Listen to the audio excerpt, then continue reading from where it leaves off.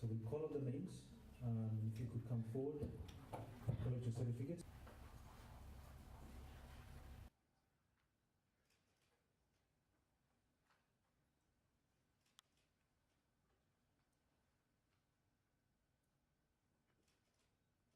That persons have equal access to justice. And completing a journey that your father once started. Mr. General, the Chief Registrar, the Director of Fiji Human Rights Commission, the Acting Director of the Legal Aid Commission. Good afternoon to you all. Legal Aid actually is the largest law firm in Fiji. You have more lawyers employed in one organization than any other organization. You have more legal support personnel employed in one organization than any other organization. As the director said that you are over 100 in number. So you are by far the largest legal provider of services. And what I want to say to you is that you play a very pivotal role in respect of providing access to justice to ordinary Fijians.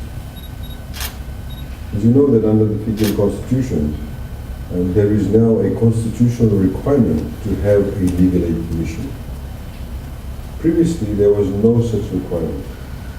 It has been highlighted. In 2006, the total government support to legal aid was $400,000. Today, it's $5.5 million. Don't know how many 100% increase that is. My mathematics is not that good, but I can tell it's, close to almost over 500%, I would think, not more than that. Monumental investment has been made in legal aid. So it is very important for us to understand that all of you play a very critical role.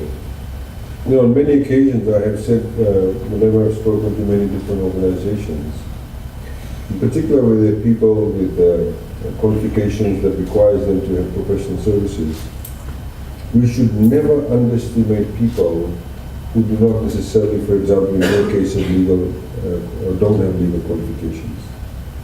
Because yes, whilst the lawyers may go to court, and yes, whilst they may represent the clients, you actually do the grunt work. You are the face of Legal Aid Commission. When people walk into your offices, they see your face. When people ask for advice, they ask your advice.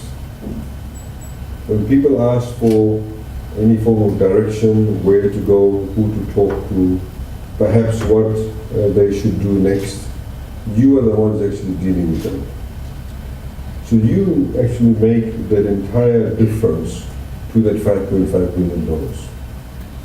So this is why it is very important, and I'm glad that the board of the Legal Aid Commission has actually decided to have these annual gatherings of yours to invest in you, get you to come to Ngāti Ndola. I can bet you bottom dollar, no other law firm in Fiji brings their legal support staff to Ngāti Ndola. No other law firm does that, in the manner in which the Legal Aid Commission does. And that goes to show that they place a lot of importance on your capacity, on their ability to recognize the fact that they need to grow you as individuals, for you to be able to develop your own specific career paths in your respective offices, but also to give you the tools so you can serve those people a lot better. So I urge you, ladies and gentlemen, that do not underestimate the role that you play. I also urge you that whilst you're playing that role, that remember that you can make a whole lot of difference to a single person's life. Their future, whether somebody may commit suicide or not, whether they will go back home that night and have a good night's sleep, whether they'll be with their children or not, whether they'll be able to realize their rights, whether they'll be able to understand what is actually happening in the court, what is actually happening to them outside the court. These are very critical things. And we as a government, we are committed to, under the leadership of our Prime Minister, to ensuring that irrespective of whether a person is rich or poor, they must be able to have that access. Not just access to justice, and also access to information, access to knowledge. One of the issues that I would like to bring to your attention is that whilst the Legal Aid Commission has grown so large, and it is located in so many different areas in Fiji, still there's a lot of people don't know what you do. Still a lot of people don't know what type of services you provide. So it is very important that Legal Aid continues with the outreach program, the public awareness program. But people need to know that if there is some farmer, there's some woman, there's some disabled person, there's just some ordinary Fijian who needs to deal with the law and who cannot get access to information, they should be able to say, I want to go to Legal Aid. Legal Aid will give me at least some basic type of answer. It is very important for you to understand that. And I have urged the acting director and of course the chair of the Legal Aid Commission, we've had numerous discussions about this, that we need to continuously improve the services that Legal Aid provides by way of creating awareness. You now help people draft wills. You now help people in probate. I've individually had so many people who come to my office or wait outside my office because their father has died, the wife has died, the son has died, the brother has died, the husband has died, and they don't know what to do. They don't know where to go and get the FPPF. They don't know how to deal with probate. They don't even know the meaning of probate. They don't know the difference between somebody's made a will or somebody's died intestate. All of these issues you should be able to bring to their attention. So I do not necessarily want to make a long speech, but essentially to say that you are very much part and parcel of government's agenda to empower ordinary Fijians.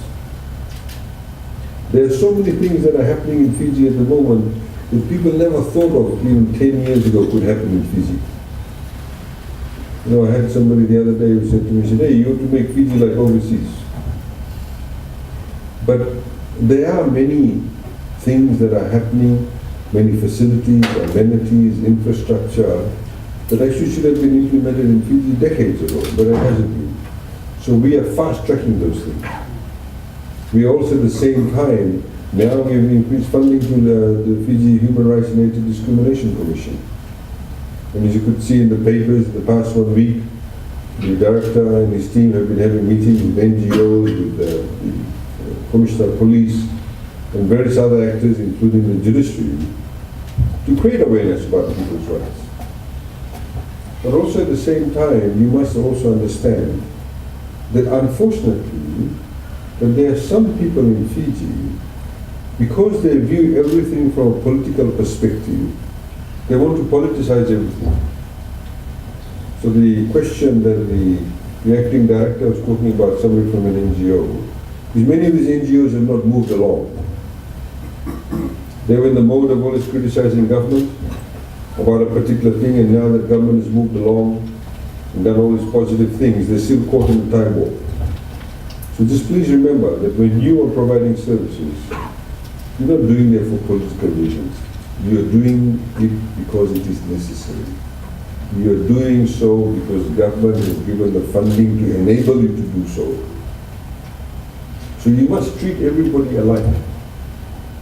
The ethnicity, the denomination, the religion, where they come from, whether they are fair, whether they're dark, they got blue eyes, green eyes, black eyes, whatever, it should not matter to you. Every single person that comes to you at the counter, or whoever you serve, is just as important as everybody else.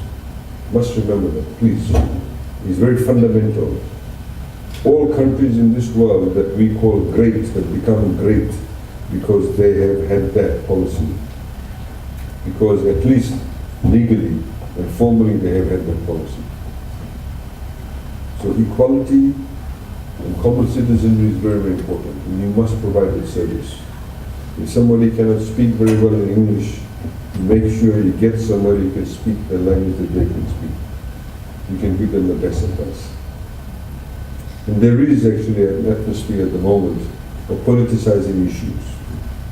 As you get closer to elections, people politicize even more issues. somebody who may come to legal aid, if maybe you have said to them they cannot have access to legal aid because of the income levels. They might walk out the road and complain about it. Some politician will get hold of them and say, a legal aid commission is not doing its job. You have that. So you must stay above all of that. You just do your job properly. You apply the same rules to everybody else. Then nobody can ever question you. People, of course, will say things. But you must always remember, you must just do the right thing. So I hope that the workshop you had has been beneficial to you. We look forward to your continued contribution to legal aid. We look forward to you individually growing your own career path. You know, many people in Fiji have this attitude that they go to work from 8:30 to 4:30 and then that's it. But there's no interest after hours. There's no interest in picking up the newspaper on the weekends or even during the weekdays and reading about things that may concern you. Reading about what's maybe happening outside Fiji that may have a direct correlation with your work. Picking up a magazine, going into the internet, not Facebook or those things, but going to the internet and reading articles and material that may concern your area of work. Maybe see in your spare time what do other legal aid commissions do in other parts of the world. Bring those ideas, take it to your managers, bring it to the commission, take it to your acting director, and I'm sure there's always ways of how we can improve. Every organization has the ability to improve. So individually it becomes very fulfilling for you as your job. You actually get passionate about it. And you must have a particular level of passion for your job. And I hope that the workshop has actually created or enhanced that passion even further. So thank you very much for the invitation. I'd like to once again commend the Legal Aid Commission for the work and also the presence of the Chief Registrar and the Director of Human Rights and Anti-Discrimination Commission for their contribution to that. I wish you all a very successful weekend and a wonderful year. Thank you.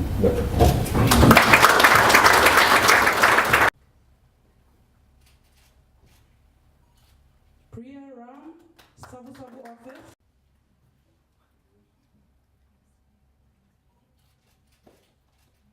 Rahul Sewa, Suba Office.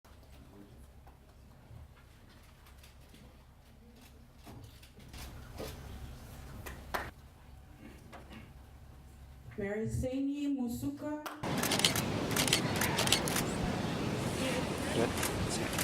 Thank you, sir. Thank you.